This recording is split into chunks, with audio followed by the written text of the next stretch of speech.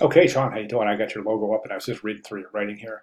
I understand you want to go for this kind of futuristic look.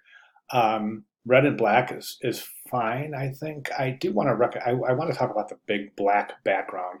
We'll talk about that in a second. And also, you speak of this overall general dark feel that you're going for, and you'll want to be really careful because an overly dark logo is going to give an overly dark feel. An overly dark feel is going to give the viewer the impression that you might not be the most versatile designer. That's why during weeks 1 and week 2, we spent a lot of time talking about the versatility of your logo. So trying to stay away from any specific genre or any specific style, as that could often be misconstrued as the only style you're able to design in. So I have some recommendations that I think are going to make a lot of sense to you, but let's go ahead and jump right over to the work itself. Okay, so if this is your logo, the biggest issue I see is you've got this big black background. So you don't want to do that because you want your logo to be versatile in terms of where it can be placed. Right now, you're precluding the possibilities of placement with this big, giant square behind the logo. So my recommendation is to completely remove the mark from the logo from the background. Let it stand on its own. Red is just fine.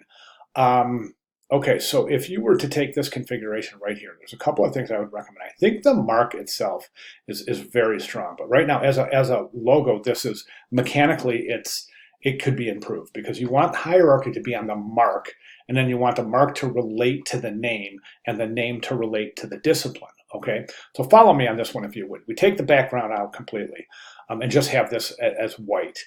That way it would be really easy to transpose colors in a situation where you have only one color, or black on white or white on black situation. What I would also do is I would take this SA and I would use that as your prominent position in hierarchy. So that's going to be large, much larger than anything else. So watch my cursor. So, and then also 3D Designer is right now at the same level of hierarchy as your name, and your name should take precedence. So your hierarchy order should go mark, name, discipline. All right. So what we can do is we can take this SA right here and enlarge it, and maybe put a small circle around it. That's up to you, but enlarge it so it's about this big. Okay. Then next to that, you have Shawn Robinson, and then reduce the size of this, tuck it up right under here, and say 3D Designer.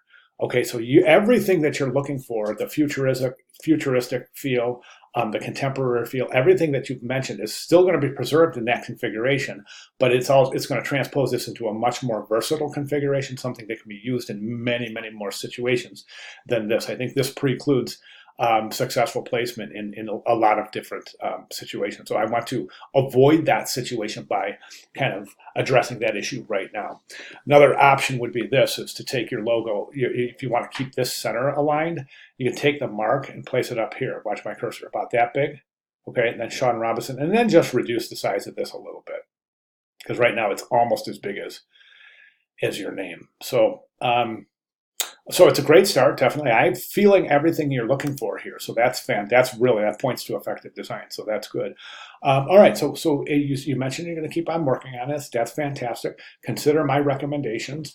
When you are complete, or if you have other iterations you would like me to look at it, please post them right here. I'll be glad to provide further additional critique. If we get into next week and you're still working on your logo, you want to run it by me, just put it in the general questions area. I'll be glad to make comments in there. And then just keep in mind that if you are continuing to work on your logo, and in the interim, while subsequent pieces are due, like the resume, for example, you can use a placeholder logo in your resume, and then just leave a note that I'm still working on my logo, so this is a placeholder logo. So we can just, we'll understand that. And then at that time, when your logo is complete, just go ahead and replace it in your other collateral materials. Okay. All right, Shawn, good job. Great start on your logo. Good descriptions, good execution. Everything's pointing in the right direction. Just a few recommended changes, and I think we'll be very, very close to where we need to be. Okay, if you have any questions at all, please let me know. I'll be glad to make any necessary clarifications. All right, cool. Thanks, Shawn.